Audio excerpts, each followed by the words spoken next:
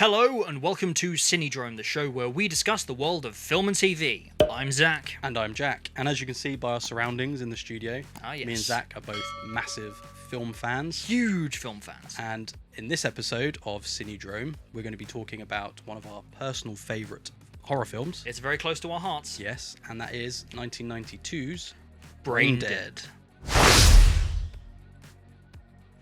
So before we start talking about Braindead, which is the main segment of our show today, we're going to be doing what we call a showcase, which essentially is like a show and tell. So me and Zak will both bring in an item that we've maybe acquired recently. It could be film related, it could be TV, whatever. And we're going to show it off and just talk about it briefly. It's something we want to kind of share with you guys. Yeah, so that's something I really like about talking about film and things. It's like sharing your passion, and that is kind of reflected in what you collect. Yeah. And I have a great appreciation for collecting things and even obscure things, so it's going to be really interesting to see what we've brought in. Yeah, and obviously we're both like collectors in a way. We both sort of collect physical media and things, so Definitely. It's quite nice for us to kind of talk about these things and share what we've recently bought. Exactly. So should I kick this off? Yeah, I think you should go first. Okie dokie. So I've brought in something very obscure, super duper crazy obscure. Now, you may have guessed it that I am a big Godzilla fan. Ooh, look at these. So here I have, For the audio listeners. for the audio listeners, two laser discs. So if you don't know what a laser disc is, it is essentially It's like a giant DVD. it's a giant DVD, but it's like a vinyl. It's in a vinyl cover. Now, the two that I'm holding in my hands Wow, look at the are artwork on these. from the 80s and 90s Godzilla film. So I'm holding, just showing the camera, that is Godzilla 1985, otherwise known as The Return of Godzilla. Nice kind of blue cover with Godzilla's face on it, and then if I show you the back, So really cool. it's like picture a on the back. volcanic looking Godzilla, like towering above a cityscape. That's really cool. Did you want to hold that? Oh yeah, I'll have a hold. And then this They're quite other weighty. one, I was surprisingly weighty. I know, that's the thing, is the massive disc in there. Yes, they're good and they look amazing, but you actually have to flip them over. Yeah, like halfway through the halfway film. Much like like obviously vinyls and things, but just to equate it to like the modern Blu-rays and things, that I know that the longest films like Lord of the Rings, you have to like change the disc halfway through the movie on the extended ones, which is actually quite hilarious. So interestingly, this would have cost you about 6,000 yen. 6,000 yen. I assume this is a Japanese release. Yes. There's a lot of the backing sort of text is all in Japanese. So this other one I'm holding is actually from the film Godzilla vs. King Ghidorah, which came out in 1991, the same year as Terminator 2. And a year before Braindead. And a year Which we'll before get to. Braindead. Wow, there was a segue there. And then on the back, it's again some other artwork of King Ghidorah fighting Godzilla with a rocket. And I assume that's like it's a submarine, and it's shooting a nuclear missile at something or other. Of course. But yeah, really good artwork on these. If you're watching the video on YouTube, then you'll be able to see these in their full glory. And it's really weird because I never chose to start collecting laser discs. Yeah, this it's was a bit of something a- that was just thrust upon me suddenly. It's kind of a forgotten format as well, I think. You don't Yeah. really see them sold in like charity shops really, so it's more like VHS, DVD, but you don't really see laserdiscs. I wonder if I don't really know much because I wasn't alive when laserdiscs were a thing, but I wonder if they were like bigger in some countries than they were over here. Apparently they were very popular in the East Right, so yeah, so a lot of Japanese releases. for a while. I think the last laserdisc was actually released in 2009. Oh really? Yeah. That's quite It was late. very surprising. Yeah. That was surprising information for me. So for me, I collect these essentially because of the artwork, because I don't physically at the moment, as of time of recording, have a means to play these. I don't have a dedicated player, and they are not being created anymore. Are laserdisc players quite difficult to attain? Well, I had a look on eBay, and actually they seem to be available for kind of like, I'd say buy it now price for about 350 quid. Because they're very specialised now, because they don't get made anymore. There's a finite amount. I'd be interested available. to like compare the quality from like a DVD. I imagine a DVD is probably a little bit better, but I'd be interested because it feels to me like a bridge between like VHS and DVD. It is, because it works like a VHS player. It's an analog format, whereas DVD is digital. Like a vinyl, yeah. Yeah. However, it looks like a DVD. Yeah. It's so weird. It's kind of an odd little bridge between the two. But, and for those also watching on YouTube, I have Alien and Aliens in the background. Oh, yeah. If you can see. And a huge pile elsewhere as well. I've seen. So it's quite fascinating to think that this is obviously a Japanese release from the maybe late 80s, early 90s. Yeah. And it's had a whole life somewhere on a shelf, and now it's made it here. And I can confirm that Google Translate does work on these cases on the back. So obviously, you can't read Japanese. I can't read Japanese, but it does translate into some translatable English, which is helpful. I love the fact they've gone to the effort to put stuff on the spine, even though it's super thin. And it's in Japanese as well. So it must be really difficult to see on your shelf. Oh, I need a special box or something. So that brings me on to asking the question, Jack, yes. of what exactly did you bring in? Because this is a question that I've actually had on tender hooks ever since we first discussed doing this podcast. Yes. So sticking with the physical home video theme, recently I went onto eBay. I don't know what I was looking for. I don't know if I was looking for anything specific, but I came across these basically packs of 50 movies on DVD. 50. So I'll show the camera for the YouTube guys, but on audio listeners, it's basically like a VHS style box, and it opens very similar to like a NECA figure. You can hear the Velcro. Oh, wow! So it opens up like kind of like a book, and inside is, I think 12. Sorry, 12 different sleeves with a disc in, and on all of these discs contains 50 horror films. In total. In total, so in this entire box, there's 50 films. I'll tell you what, and it was about 20 quid. Those little sleeves that each disc is contained in, I tell you what that reminds me of like something you'd get in in the newspaper. Do you remember those days where you get like a free DVD in the newspaper? Yeah, they're almost like that, and I think because there's 50 films, 12 discs, a lot of them are like double-sided. They'll have like 2 films on one side, 2 films on the other side. Oddly like the laser discs. Yeah, exactly. We've regressed to laser discs. Shall I read what films are on here? You can read a couple of them. Any so there's some titles stick out to you? There's some that stand out to me, just that I've never even heard of, that are on this collection. Carnival of Souls, that sounds quite cool. Atom Age Vampire. Wow, that promises a lot. Black Dragons. Okay. Attack of the Giant Leeches, that sounds quite cool. Oh yeah, I've heard of that. The Terror, actually, which I was quite glad is on here, because I think that's a Jack Nicholson, like kind of Napoleon era horror film. Really? And I was like, I kind of want to watch that. It sounds really cool. I didn't realise it was on this set. So, Revolt of the Zombies. Does it have like the dates that the films were released? It does on the actual sleeves. So okay. It doesn't on the back, but when you open for example, let's say Phantom from 10,000 Leagues, it'll give you a little description on the sleeve, and then it will say 1956, black and white, 80 minutes. Crikey, yeah. I remember watching that. That was caught that on Amazon Prime one day. I also watched the Green Inferno, not Green Inferno, Monster from Green Hell. That was it. I'm a big fan of like the old school Atom Age horror movies. Something that fascinates me about this is it doesn't have any. Well, it has like Mill Creek Entertainment as like its producer, whatever it's distributor. Yeah, but it doesn't have like a studio name or anything. So these all come from, I assume, different studios, because there's some on here that are like Japanese and some British films, some American films, all over the place. It says to me that a lot of these are kind of like royalty-free films. I would imagine at this point, to be collected in such a box set, these films have got to be out of copyright. Yeah, and it's made in Singapore. Wow. Just if you're interested.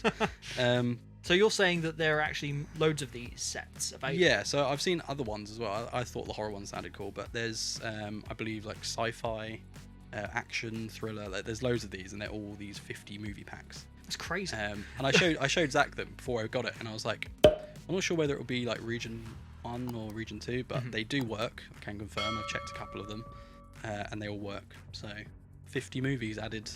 Wow, added to the collection in one. That is a few days worth of entertainment right there. Some of them, There was one, I can't remember, I stuck on one just to see what the quality was like.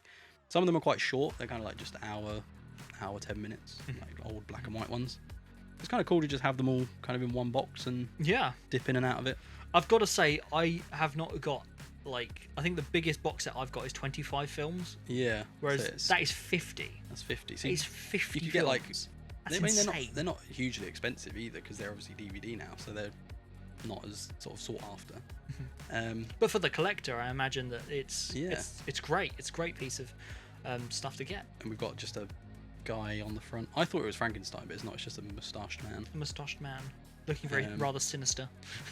So yeah, the quality, as you can imagine, because there's like 4 films on each disc, isn't great. The quality is pretty bad, but the way I see it is like, if I can get my way through some of these, I might find like a hidden gem that I really like. That is what I love about watching movies that I literally know nothing about. It's kind of like a random mystery box of films. And I can dip in and just find one that's like this.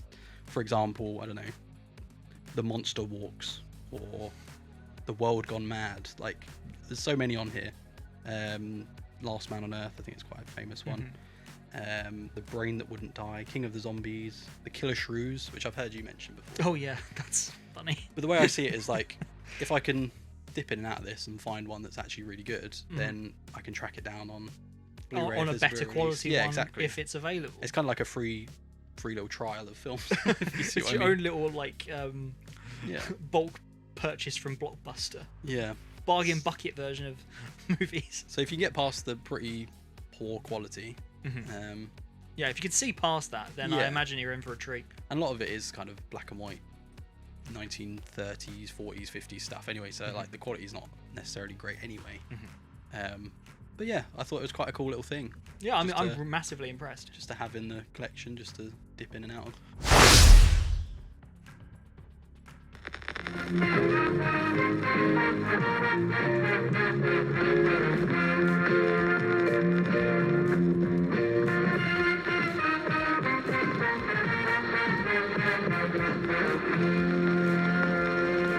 Warning, audiences everywhere are growing concerned about distasteful and gruesome films. This trailer depicts scenes that may offend sensitive viewers. If you are easily offended, cover your right eye now. However, if you enjoy a good, broad-minded laugh, cover your left eye now. I thought you were a trustworthy boy, but going out behind my back with that oily shop girl, kissing and cuddling in public. But, Mum, she's experienced. Lionel loves his new girlfriend. Oh! Almost as much as he loves his mother. Mum! But Lionel's mother is different. Your mother ate my dog! Not all of it. She's not very well. Your mother's dead, Lionel. Now, everyone else is not very well either. And they're getting sicker by the minute. I kick ass for the Lord! Soon, there won't be anyone left. It's quite a collection of stiffs you got down there. Who isn't brain dead. It's all right. You can look now. Brain dead. Talking about hidden gems, a film that we have grown to love over the years has been Braindead. Yes, and that's why we're talking about it today. Into our main segment of the show. So first of all, to kind of kick off this discussion, I wanted to ask you, how was it that you were introduced to Braindead? Do you remember? I have vague memories. I think me and Zak, if you don't know, I've been on Now We Know Show a few times. We've probably spoken about it. A few times. You're one of the founding fathers of the Now We Know Show podcast. Yeah. Go and listen to that. You are well versed.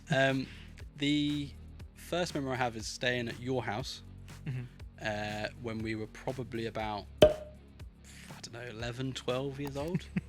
I mean, what's the age rating of the film? I've got it behind me. Yeah, we shouldn't have been watching it. 18. We should not have been watching it at all. So I've known Zak for probably nearly, over 15 years now, probably. Crikey, has it been that long? So have you ever recovered?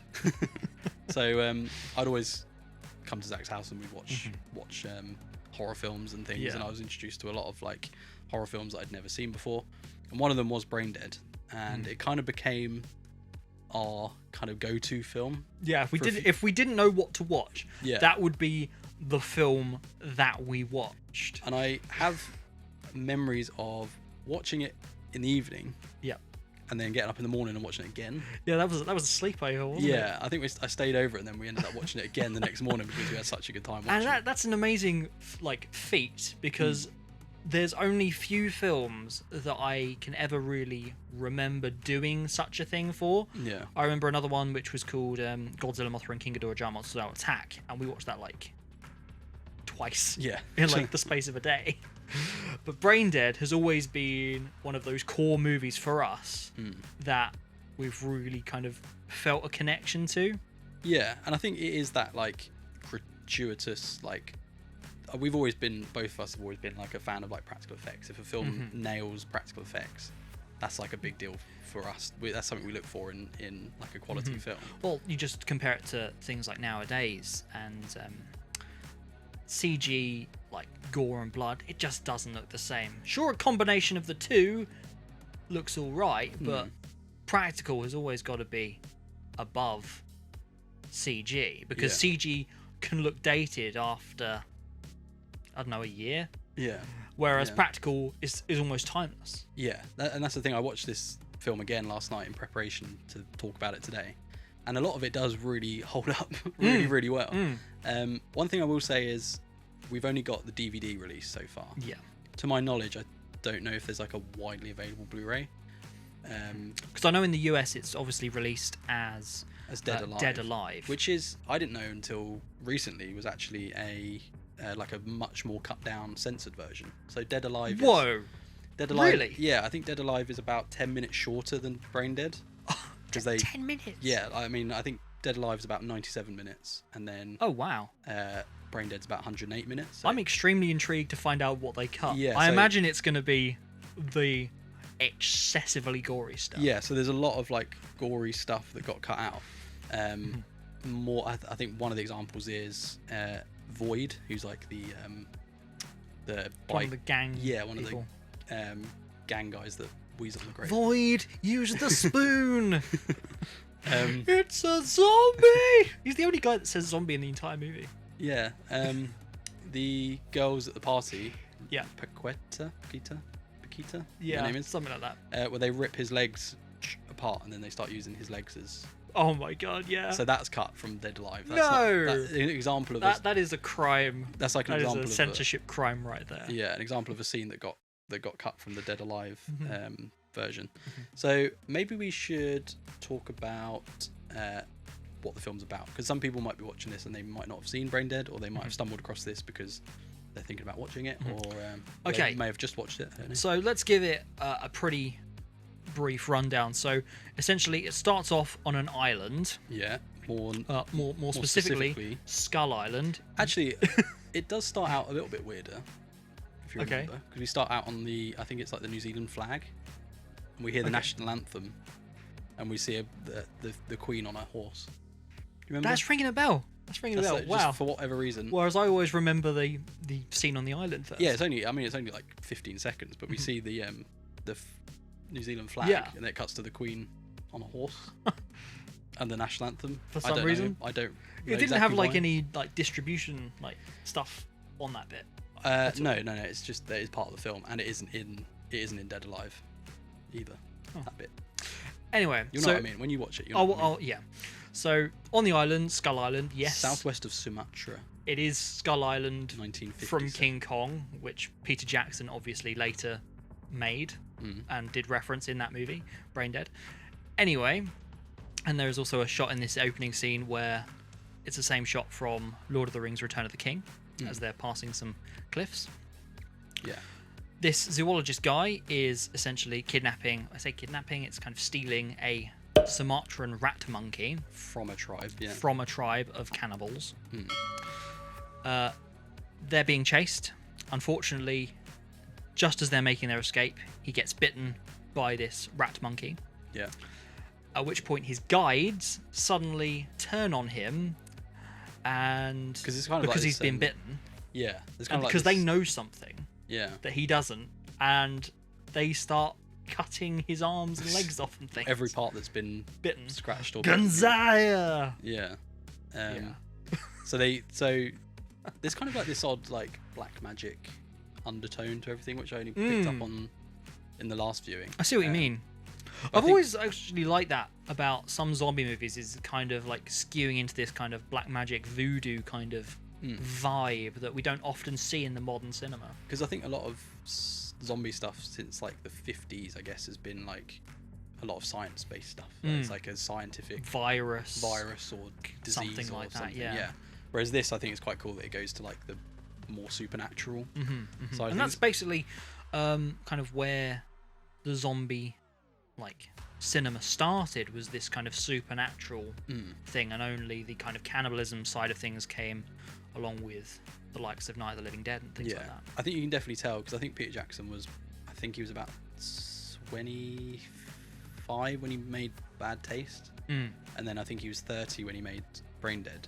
But you can tell he's like a huge like zombie fan with like some of the ideas that he presents in Braindead. Like you can tell he's trying to homage a lot of the older zombie films. That's crazy. So within the space of 10 years, he's gone from Braindead to Lord of the Rings. Yeah, it's only 9 years. That is 9 years between Braindead and Fellowship. wow.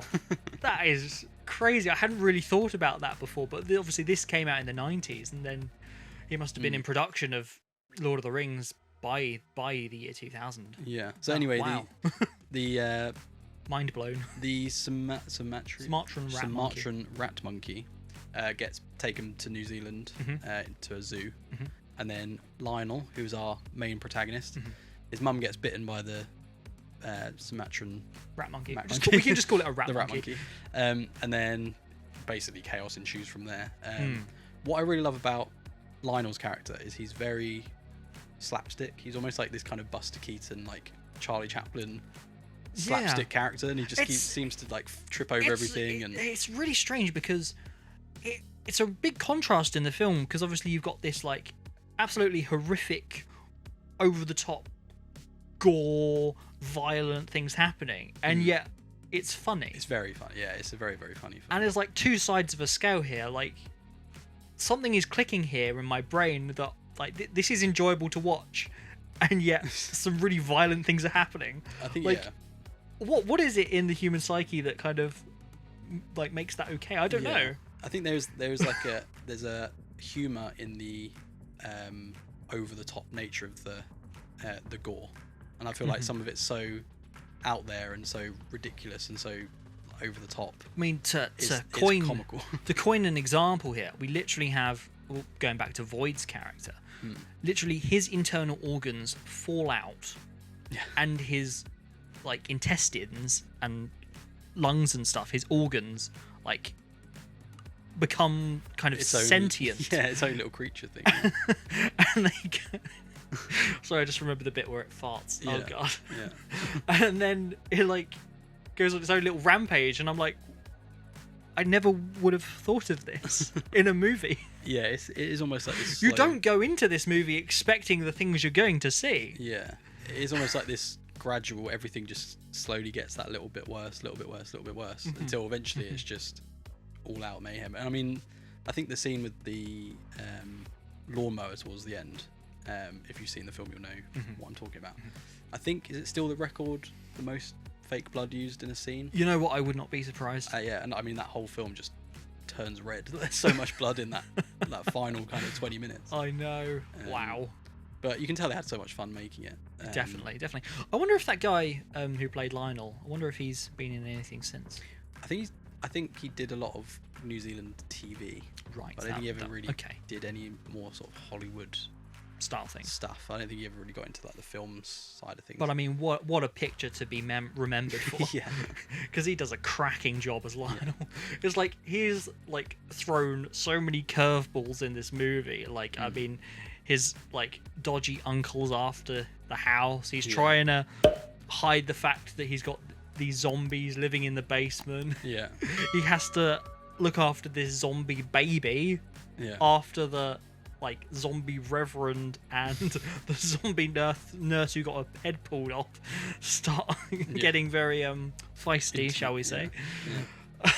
There's also that subplot. Crazy. It's kind of like that subplot of him finding out what happened to his dad, his mum and dad. That is so dark. Yeah, but it's also just... It's really dark, that scene, because it's something you don't fully consider throughout the entire movie, and then it just gets to a point where everything is suddenly happening. This big kind of crazy zombie mayhem. Yeah. And then he suddenly stumbles across this chest of evidence, shall we say, without being too spoilery, that basically reveals what happened to his dad. Yeah. After being told something completely different by his mum. It's almost like this very dramatic backstory that's happening in between all of this like ludicrous over the top zombie stuff. You'd think the zombie bit would be like the entire plot, but there's a lot of these subplots happening. I will say, going back to more of like the technical side of things, I would love to see Arrow, someone like Arrow Video, 88 Films, maybe even like Eureka or someone, to do a proper 4K restoration of this film, because I think that's what everyone wants. Yeah, because the DVD, I watched just the DVD copy, which is what we both have, and the quality really isn't that great, and the aspect ratio is a bit off. Yeah. But as of time of recording, that is the best version of this film we can get on physical media. And I watched an interview with Peter Jackson when he was making Mortal Engines. Oh yeah, crikey, yeah. And he was speaking to a New Zealand journalist, and obviously this guy was like quite a big fan of his earlier works, Bad Taste, I think Heavenly Creatures, Meet the Feebles, obviously Braindead, and Peter Jackson said he was working on doing a restoration of these films. Okay, that's he's working promising. On. That's he's promising. Working on it. This was 5 years ago. Which is the only little. I mean, that said, he's done quite a few things since then, hasn't he? Done They Shall Not Grow Old. That was an amazing kind of feat. Yeah, so he brings this up in the interview, and he says we use this technology to restore the World War I footage. And he said he actually took 2 scenes, one from Bad Taste and one from Braindead, and he ran it through the restoration system that they were using for They Shall Not Grow Old, which is his documentary. And he said it came out really well. That's good. So that's promising. There's like the thought is there to make these into more watchable releases. But I'd love to see like maybe like an Arrow box set of Peter Jackson's early works or something. If we use Arrow as an example here, just imagine how many bonus features you would get. Yeah, I'd love to see Arrow do it, because there really isn't a lot of stuff around this film. No, on the DVD there's no commentaries, no making of documentaries or anything like that. It's like, just as a comparison, yes, 88 Films do a cracking job for doing the restorations and things, but I don't see other distributors or boutique labels do as much legwork as Arrow Video when it comes to special features. They are basically the kings of behind the scenes. Yeah. I'd love to see an Arrow release of even just Braindead. Yeah. Because I watched the film last night, and generally if I watch an older film or a film that I'm going to be talking about on a podcast or something, I'll always watch like something afterwards on YouTube or something, try and find like a bit of behind the scenes information. But with Braindead, there really isn't a lot that I can find. I mean, I don't even think if I go to the DVD, I don't think there is anything. There's nothing. It's literally just the movie. And you can select your chapter. But that's literally it. Wow. But and even in terms of reviews, like there isn't a lot of reviews. I saw a couple of people, Cinemassacre, he did a quick kind of 5-minute review on it. But in terms of like how important I guess this film is in terms of like practical effects, like the progression of practical effects, like even in zombie cinema as a whole, this for me has got to be one of the highlights, if not my favorite, because I always go back to it. It's something I always have a great joy to watch. It's why I get T-shirts of Braindead. Yes, I'm wearing one right now for those audio listeners. It's just a like groundbreaking film from a technical standpoint, and from a like I don't know, filmmaking, like what it means in cinematic history. It's just a groundbreaking film that I just have enormous fun with. Yeah, but I don't think it necessarily gets talked about as exactly enough. It's surprising, and I'm wondering if it is back to the fact that we've only got that one DVD release. I wonder if it did get released onto Arrow or 88 Films or whatever, Eureka for example, would it then maybe start hit getting the more mainstream of a cult following? I mean, it already has like a pretty big cult following. Maybe not mainstream, but I feel like a lot of people that probably, even like fans of Lord of the Rings or Peter Jackson's Peter film, Jackson's, they probably might not have seen this exactly. or I know bad a lot of collectors tend to, if they have a particular director or things that they really like, that they like to explore the other films that director has made. I know the big one is John Carpenter and Robert Rodriguez and all these types of big names, especially like Quentin Tarantino, etc., James Cameron. All these things are being explored by people, and people have a passion to kind of seek these things out. Yeah. It's not like we're questioning, is the want there? Yes, it is. Most definitely it is for these titles to be released in such a way. It's just a case of we just need to push it past the post to kind of like get that thing we want. Yeah. And it'd be really exciting to see if in the next few years, potentially even after this podcast, to see if it actually gets any traction, or if we actually do see a physical media release, especially in 4K. That would be fantastic. Yeah, I mean, I'm just glad that Peter Jackson himself has said that he wants to do it, and that's to me, because he did the They Shall Not Grow Old, which he talked about, but he also did the Beatles documentary for Disney Plus recently, Right. where he took a lot of their backstage footage and their behind the scenes stuff and restored it to look like almost like it was filmed yesterday. So he's definitely got the technology, and he knows the people that can do it. We just need that final push. We just need push. it on Blu-ray, because it did. I mean, I still watch like DVDs and things, but watching it in the quality, it did kind of frustrate me a little bit because of how impressive some of these practical effects scenes are. Having it on this quite poor quality DVD kind of like hides a lot of stuff, and I suppose that's the thing. Obviously, growing up with collecting movies and physical media, we are now accustomed to what things can look like. Even the most underappreciated thing can have like top star treatment when it comes to restorations. And for us, I feel as if some things do get lost in the mix and don't get the care and attention that they deserve, because Braindead is certainly one of those things. Yeah, and I noticed as well, going back to the actual film itself, I noticed there was a lot of names that I recognised. Fran Walsh, Richard Taylor. There was a lot of names that I recognised from the Lord of the Rings team as well. That's interesting. So obviously Peter Jackson recommended these people to New Line or whatever to then make Lord of the Rings. So in that way, as a filmmaker myself, it's quite an inspirational one as well, because it is such a small. I mean, I didn't necessarily mean it was like a small budget film. Yeah, it's definitely not, Lord of the Rings budget. Yeah. And what he managed to actually create on quite a small budget is it's very inspirational. And I feel like he just didn't really care what people thought. He just made it, and he just because he wanted went all to. out with it. Just exactly see how far we can push it.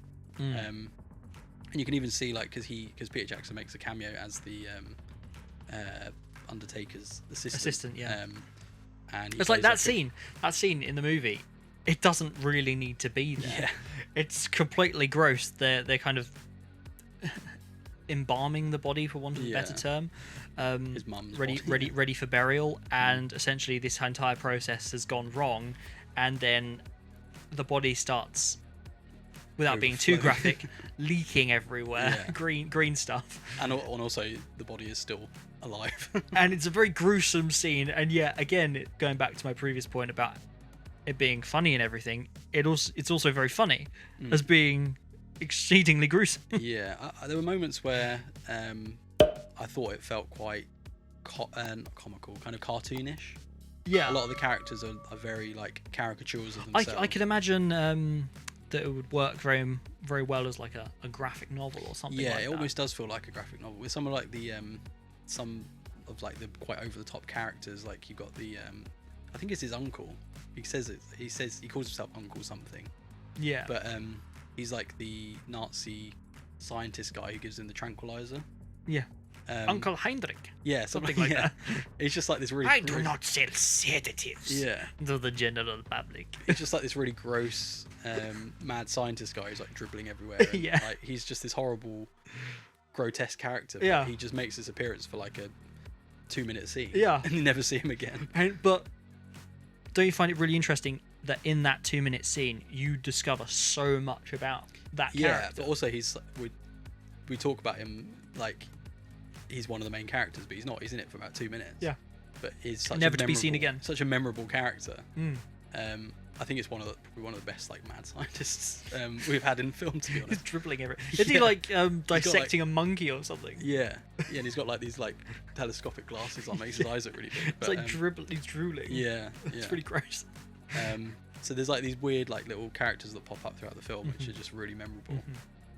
Even like his mother is like this kind of over the top, very protective of her son. I know. Yeah, and then she doesn't last very long. She gets bitten quite early on in the film, but Well, yeah, she obviously really doesn't like the fact that her mama's boy or whatever, Lionel, has found a love interest, and it's obviously revealed later in the film that she's obviously a very protective and jealous individual, especially for what happens, or what we discover what happens to his dad. It's a similar kind of vibe there, and that's something that I hadn't really previously considered too much before, but yeah, that's obviously why she acts as she does, that she has some kind of darker motives at play There's to a kind lot of keep of Lionel for herself. There's a lot of moments I noticed almost like precursors to the techniques he used in Lord of the Rings. There's quite a memorable scene. Spoilers in case you haven't seen it. We'll kind of go into like a spoiler section. His mum gets pumped with horse tranquilizer throughout the entire film. Yeah. And she gets buried. And then we have like the entire kind of big battle with all the zombies and everything. And then he turns around and says, "We haven't seen Mum yet." And then she bursts out of the mud, and she's like this big giant thing. Grotesque thing. But I don't know. The only way to describe it is like a crazy giant dinosaur mole thing with claws. I noticed it earlier on in the film as well. He uses a lot of like forced perspective, which he then did again for Lord of the Rings, because she's supposed to be like this big monster, but it is just a person in a costume. But the way they've shot it is to make her look a lot bigger, and they're using forced perspective, which she later went on to utilize a lot more in Lord of the Rings, which is quite a cool thing to see when you watch a director's earlier works. It's quite interesting to see some of the things that then carried on to their more popular stuff. A lot of miniatures as well. I noticed the actual town that Lionel lives in, a lot of those establishing shots are all just miniatures. Some of the trams, to be honest, you can't tell. Well, you can when you point it out, because a lot of the trams look like little tiny things going along. I get what you mean, yeah. There's quite a famous picture of Peter Jackson on the miniature, and he's like looming over the miniature. He looks like a giant Peter Jackson. So all these like techniques that he obviously didn't pioneer, because there were people doing it before him, but he almost like stuck to these. I mean, in the 90s as well, you would have had a lot of CGI stuff coming in, and you might not have had the budget for that. So I commend that he stuck to like doing everything practically. And it's made for like a very gritty, grotesque film that still holds up because it's practical effects. So perhaps I should pose the question then: what is your favourite scene? What's your favourite part of the movie? My favourite part of the film, because I thought you were going to ask me this, so I've considered thought about it. Yeah, I think it's the scene where his mum has been bitten the night before, and she wakes up and she's obviously being infected, but we've got the it's like the WLWL women's the Women's Welfare League. yeah, the Whatever it president of that is visiting the house, and Yeah. that's where like she's so panicked in the morning. Yeah. But she wakes up and she's been bitten by the rat monkey, so she's infected. She starts like leaking. Yeah, and she puts her makeup on, and then she, Ow! a little thing comes off, a little flap of skin comes off. So she grabs the super glue and dabs it on, like folds it back up. Stay still, otherwise they're gonna glue it on crooked. Yeah, and then they're eating dinner, and Yeah. her wound squirts into the guy's food, and he eats it, and It's like custard, yeah, her ear falls off into a custard, and she like eats it. Like that whole series of events is just so. It's framed so perfectly, I think, because it's just so gross. Yeah. It's like nobody else other than Lionel is actually like Yeah. And acknowledging it until like the other characters leave. Yeah, but I think it's obviously there's like lots of over the top like zombie kills and big It's things. hard to pick out one. Later on in the film there's like these big set pieces, but I think for me, because this is so simple, it's done so well. That's one of the scenes I find really funny, and it kind of eases you into like what you can expect for later on in the film as well. I think for me, Obviously, Your Mother Ate My Dog. That's a big one as well. oh well, that's the Spanish title for the movie. Your mother ate my dog. That's quite funny. But for me, a scene that I probably quote and like remember so vividly throughout all the years of having been a fan of this film is got to be the graveyard scene when he goes to the grave of his mum. Yeah. Starts digging her up. Then obviously Void and his gang get involved. Yeah, they're sort of drinking around the graveyard and stuff. Yeah. And then there's subsequently like a mini zombie outbreak. Yeah. But then... That feels very gothic, doesn't it? Like, that feels very old school, like Night of the Living Dead style. And then the vicar turns up and says, "Don't worry, lad. I kick ass for the Lord." Yeah! And it's like this, like completely like out of nowhere, like kung fu. And it's kind of vicar scene. It's kind of sped up as well. How it's shot is like sped up to look kind of like, it's a very odd. It's crazy. It's like random out scene. of nowhere, and I just love it. And then he sort of has an unfortunate demise because he kicks the guy's head off, doesn't he? Yeah. And then the severed head lands on his shoulder and bites onto his neck. Yeah. And then obviously he gets like thrown onto the Impaled onto the statue. Yeah. the angel's Yeah. arm. Oh wow. But it is, and it's one of those films that if you're a fan of horror, or like maybe even a horror comedy, I feel like you need to seek this out and Definitely, give it a watch, 'cause definitely it's, do. It's one I don't see a lot of people talk about. It's not got a wide release, but it's. I memeld it's hard to say it's Peter Jackson's best because obviously he did The Lord of the Rings, but yeah. if we're talking like, Damn, why did you make Lord of the Rings? No, of course, Lord of the Rings is amazing. But even yeah. even when you see lists of like the best top 100 zombie films, it doesn't really ever. It's not always there, is it? Yeah, it's kind of just slept on, I think, and it's very underappreciated. Yeah. So yeah, but we've got quite a fondness for it, and we'll always stick it on. If we've got nothing else to watch, we'll just put Braindead on. What are you doing after this? I watched Braindead last night, but I can watch it again. Yeah, exactly. That's the point. We can watch it over and over again, and we will not get bored of it. Yeah, no, it is. Yeah, it's a fantastic film, and yeah, it's definitely one to check out if you're not too squeamish. So. Well, if you're a fan of physical comedy, then this is definitely one for you as well. But obviously, don't be scared of a bit too much blood. Yes. So perhaps, have you got anything more to say on Braindead? I'm not sure. Do you have anything you want to I think we've covered it in quite a good detail. If anyone's got any questions that would like to post to us, we can address in maybe a future video or episode or whatever. That'd be great. So please get in contact with us in the comments. But I think now is a good point to kind of round this episode off. Yes. By potentially choosing what we're going to do in the next one. Yes. So at the end of each of these CINEDROME episodes, we're going to try and figure out what the next film's going to be. But if you want to comment below any suggestions, obviously we'll take the comments ideas as well. That'd be great. But for now, because obviously this is the first one, we are going to take it back to the weird 50 movie pack box Oh. that we introduced earlier. Okay. And we're going to watch one of these films Yes. from this set. And there's 50, so I don't really know how we're going to choose one. I don't know. You've probably had a better look at the titles and things. Perhaps I should literally choose a number between 1 and 50, and Ooh, that's we a good should idea, yeah. should just go for that. So yeah, 50 movies. They're all listed on the back, so we can find them quite easily. Okay. So you're gonna have a literally number between 1 and 50. A stab in the dark. Yeah. Stab in the dark. And that will be episode 2 of CINEDROME. Okay. So the number I'm going to choose Okay. is going to be 37. Oh, blimey. Okay.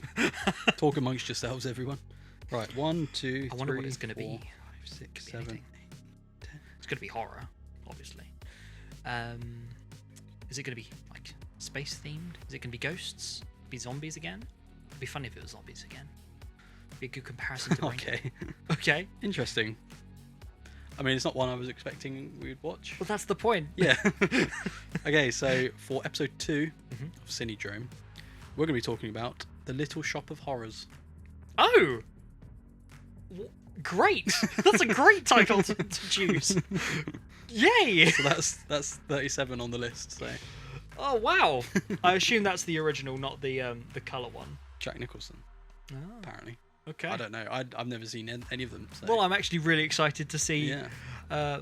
us talking about that. That would be actually really exciting. I mean, do you own it on anything other than this? Because the quality's I not do going to be great. Right, so there we go. Look forward to episode 2, where we talk about The Little Shop of Horrors, a film neither of us have seen. Yeah.